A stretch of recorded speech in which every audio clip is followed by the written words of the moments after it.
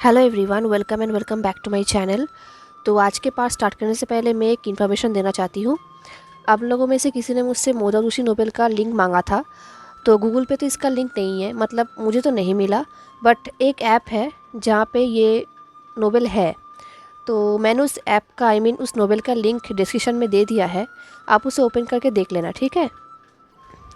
Okay, चलो शुरू करते हैं आज का पार्ट। लास्ट पार्ट में हमने देखा था कि लंजा को मंदिर जाने का परमिशन विंग से मिल गया था, बट उसके साथ 6 गार्ड एंड लुओ चियांग जाएगी। एंड लंजा ने इस कंडीशन को एक्सेप्ट भी कर लिया था। बट लंजा को ये सोच के थोड़ा बुरा लग रहा था कि wing and Luo Chiang close है, क्योंकि विंग उसे मियाँ मियाँ कह के बुलाती है। इसका मतलब वो दोनों कुछ ज़्यादा ही क्लोज है। अब लंजा अपने गर्ल्स एंड लुओ चियांग के साथ उस मंदिर पे गया एंड देन वो इंसेंस बर्न करने लगा। वो मंदिर बहुत ही खूबसूरत था। लंजा देख रहा था कि आसपास कोई है बात करने के लिए, क्योंकि गार्ड्स तो मंदिर के बाहर है, क्योंकि उनके पास तलवार है तो वो लोग मंदिर पे अलाउड नहीं है। उसके साथ सिर्फ लुओ चिंग थी जो उसके पास ही बैठी थी साइलेंटली। लंजा ढूंढ रहा था कोई तो रास्ता होगा जहाँ से वो भाग पाएगा। तभी लंजा ने देखा कि मंदिर के पास एक गार्डन है जो मंदिर का ही है। लंजा उस गार्डन पे जाने लगा। लुओ चिंग भी उसे फॉलो करने लगी, बट लंजा ने कहा यहाँ पर ही वेट करो। लुओ चिंग उसे बहुत ही अजीब तरीके से देखने लगी, जैसे कि वो उसका सर्वेंट नहीं, उसका मालिक है। तभी लंजा ने कहा, मैं ज़्यादा दूर तक नहीं जाऊंगा। तो मिस लुओ भी वहाँ पर ही रुक गई।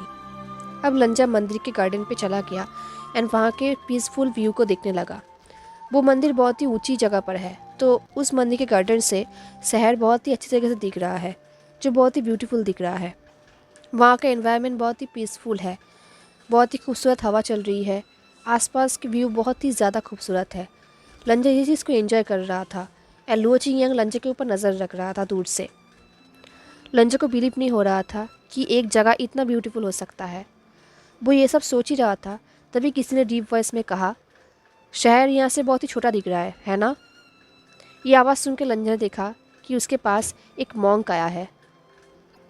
मॉन्क ने कहा, अगर कोई शहर को इसी दूर से देखेगा उसे समझ में नहीं आएगा एंड उसे बिलीव भी नहीं होगा कि इस शहर को एक बहुत ही खतरनाक राजा रूल करता है।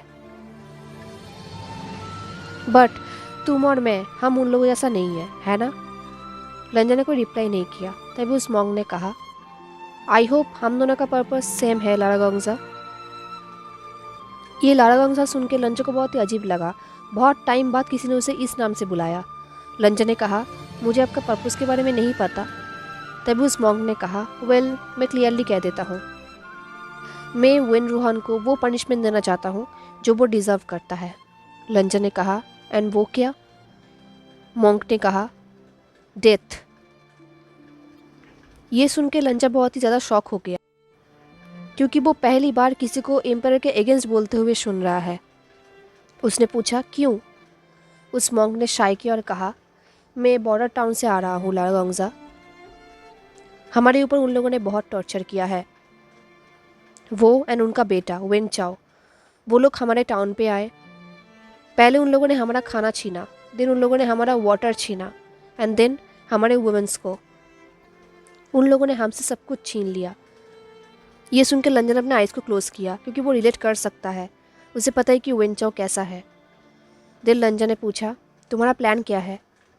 मॉन्क ने कहा, युद्ध। ये सुनकर लंजा फ्रोन हो गया। उसने कहा, क्या तुम्हारे पास इनफ सोल्जर्स है?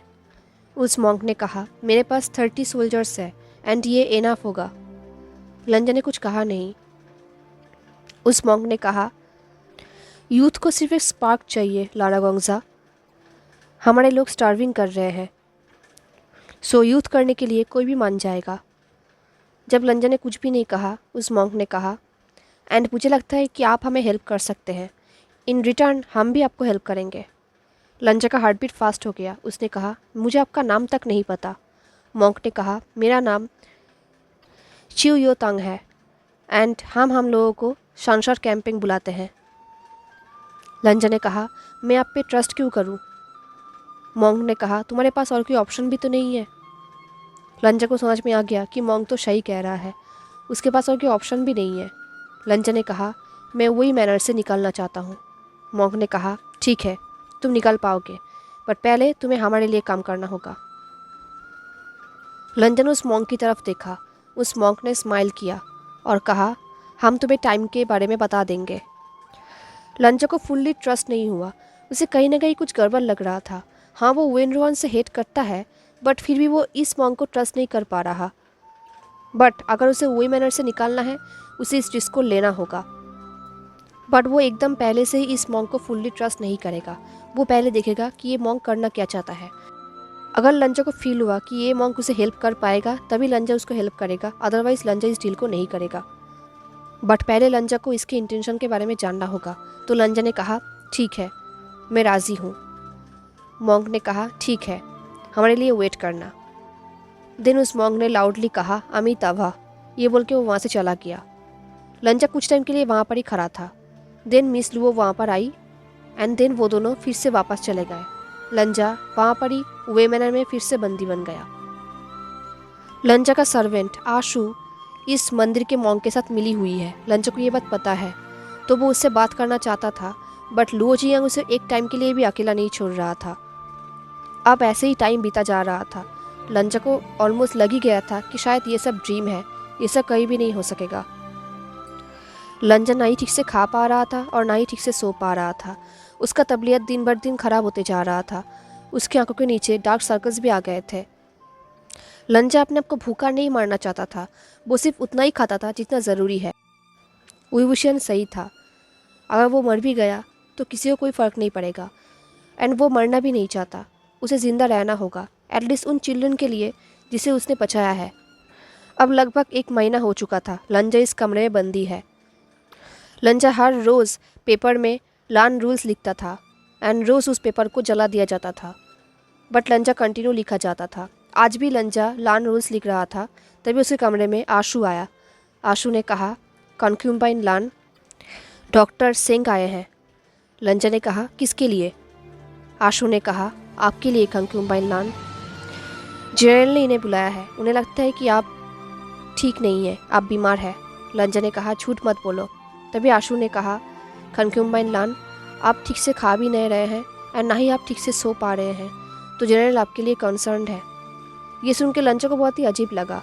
लास्ट टाइम विंग ने नहीं कहा था कि अगर वो मर भी गया उसको कोई फ़र्क नहीं पड़ेगा, तो अब ये सब किस लिए है? लंजा को विंग का मर्सी नहीं चाहिए। तो लंजा ने कहा, उन्हें कह दो कि वो यहाँ से जा सकते हैं, मुझे इसकी कोई ज़रूरत नहीं। तभी आशु ने कहा, बट जनरल ये सुन के बहुत ही गुस्सा हो जाएंगे। लंजा ने कहा, उन्हें जाने के लिए कह दो। तभी लुओ चिंगयांग ने कहा, बट कॉन्क्यूबाइन लान, जनरल ये सुन के बहुत ही ज़्यादा अनहैप्पी होंगे। तभी लंजा ने कहा, वो हैप्पी भी होंगे, इससे कोई फ़र्क नहीं पड़ेगा। लुओ चिंगयांग ने शाय किया, बट वो वहाँ पर ही खड़ी थी।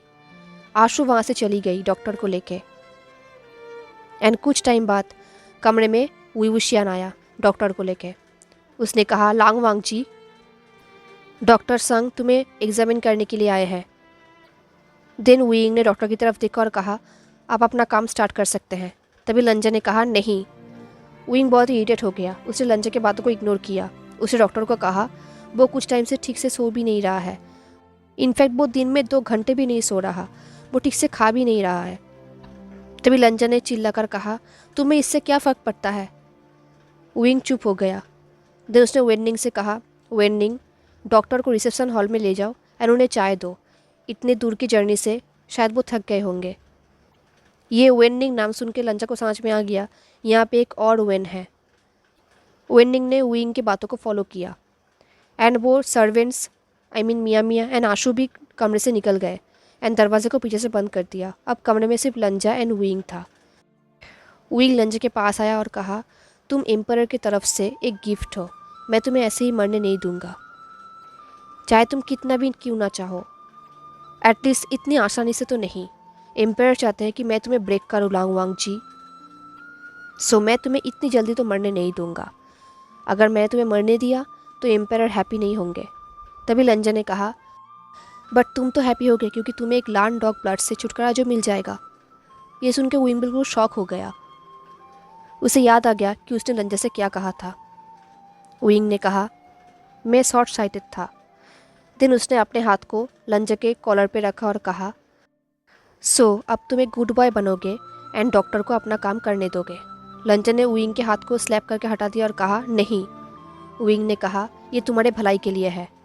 लंजा ने कहा, जब से हम मिले हैं तब से तुमने मेरे भलाई के लिए कुछ भी नहीं किया अर्गा। ये अर्गा बोल के लंजा को बहुत ही ज़्यादा रिग्रेट हुआ। वो सोच रहा था कि उसने ये सब क्या कह दिया, उसे अपने आप को कंट्रोल करना चाहिए था। एंड ये अर्गा सुन के विंग भी फ्रोज हो गया। वो बहुत ही ज़्यादा सरप्राइज्ड हो गया। लंजा ने विंग की तरफ नहीं देखा क्योंकि वो अब विंग की तरफ नहीं देख सकता। कुछ टाइम साइलेंट रहने के बाद विंग ने कहा, तुम डॉक्टर को अपने आप को चेक करने दोगे? लंजा ने कहा, अगर नहीं किया तो? क्योंकि लंजा के लिए अब बहुत हो चुका था। वो चाहता था कि सब कुछ ओवर हो जाए। विंग ने डार्क नज़र से लंजा की तरफ देखा और कहा, बिलीव मी लांगवांग जी, बहुत बुरा होगा। लंजा को पता था कि ये एम्प्टी थ्रेट्स है। विंग ने कंटिन्यू करते हुए कहा, तुम्हें ग्रेटफुल रहना चाहिए कि मैंने तुम्हें अपना कंक्यूम्बाइन बनाया, वरना मैं तुम्हें मेरे सोल्जर्स को दे सकता था जो तुम्हारे लाइफ को हेल्प कर देता एंड तुम्हारे अंदर कुछ भी नहीं बचता। ये हॉरिबल वर्ड सुन के लंचा को बहुत ही ज़्यादा शॉक लगा एंड ट्विंग ने भी अपने आइज़ क्लोज कर दिया, जैसे कि उसे रिग्रेट हो रहा है ये सब बोलने के लिए। उसे बहुत ही पेन फील हो रहा था लंचा को ये सब बोल के। लंचा ने विंग की इस एक्सप्रेशन को देखा। अब लंचा अपने आप को रोक नहीं पाया। उसने हिम्मत करके पूछ ही लिया। उसने पूछा, तुम्हें क्या हुआ है अर्गा? ये सुन के विंग फ्लिंच कर उठा। लंजा ने कहा, क्या हमने कहीं भी तुम्हारे साथ क्रूअल बिहेवियर किया है? क्या कहीं भी हमने तुम्हारे साथ अनकाइंड बिहेवियर किया है? हाँ, हमारे बीच कुछ सालों के लिए कोई कम्युनिकेशन नहीं था, बट क्या उसके लिए आप ये सब करेंगे? ये सब बोलते हुए लंजा के आंखों में आंसू आ गया, बट वो विंग के सामने नहीं रो सकता, फिर से नहीं। लंजा सोच रहा था कि उसे कुछ भी समझ में नहीं आ रहा। वो कैसे ये सब कर सकता है? विंग हमेशा उसके साथ गुड बिहेवियर करता था, उसका केयर करता था, उससे प्यार करता था। तभी फ्लैशबैक शुरू होता है जहाँ पर लंजा ज़ोर ज़ोर से एक पोएम पढ़ रहा था एंड विंग उसके पास ही बैठा हुआ था। उस पोएम में एक जगह का नाम था जिसका नाम है ताई वेई। ये पोएम पढ़ने के बाद विंग ने लंजा से पूछा था, जानर, क्या तुम इस शहर में रहना चाहते हो? तभी लंजा ने कहा, मैं वहाँ पर ही रहूँगा जहाँ पे मेरा शुफू, दगा एंड अर्गा रहेगा। तभी विंग ने पूछा था, अगर उन लोगों ने तुम्हें बहुत सारा फ्लावर्स दिया, क्या तब भी तुम उनके पास नहीं रहोगे? लंजा ने अपने हेड को शेक किया और कहा, क्या गग्गा रहेगा? तभी विंग ने कहा, मैं चाहता हूँ कि मैं हमेशा यहाँ पर ही रह जाऊँ जानर, गुसू में। तभी लंजा ने कहा, दिन रह जाओ। तभी विंग ने कहा, यह सिंपल नहीं है जानजान, एरर्स का रिस्पॉन्सिबिलिटीज़ रहता है।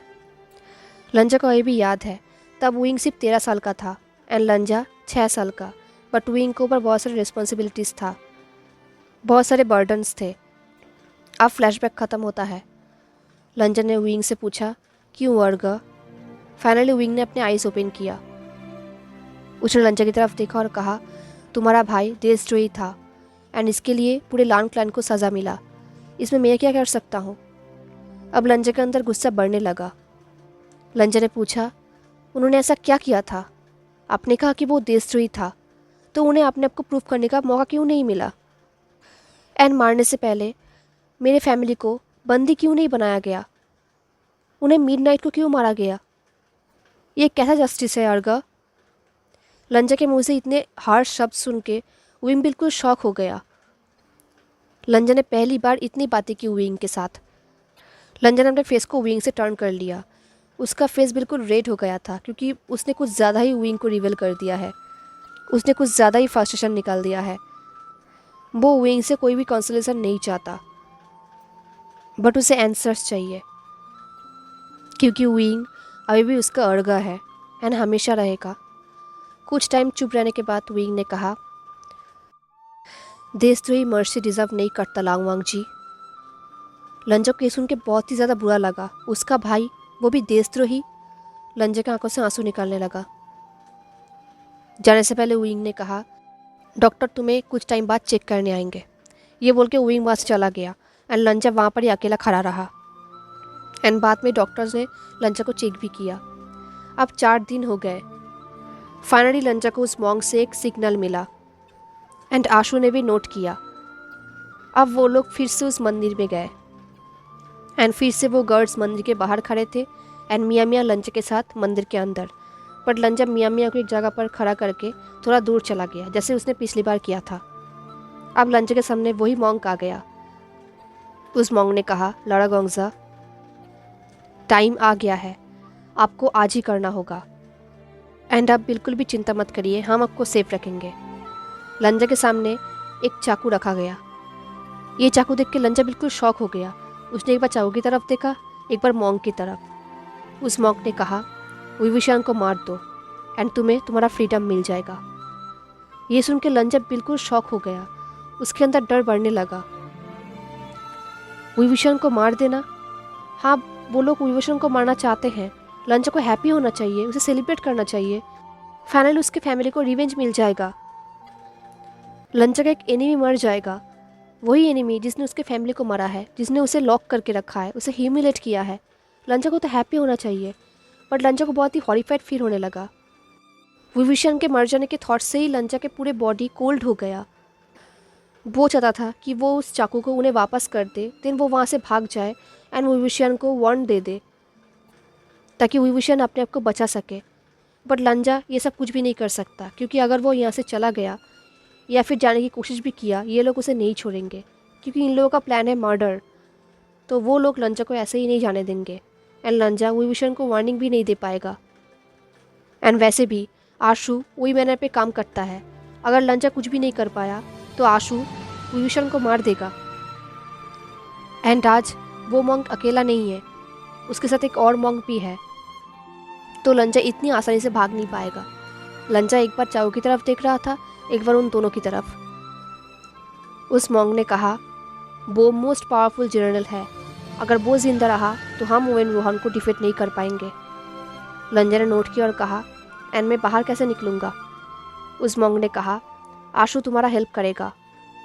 जैसे ही तुम अपना काम कर दोगे, तुम वहाँ से बाहर निकल जाओगे। तुम्हारा काम।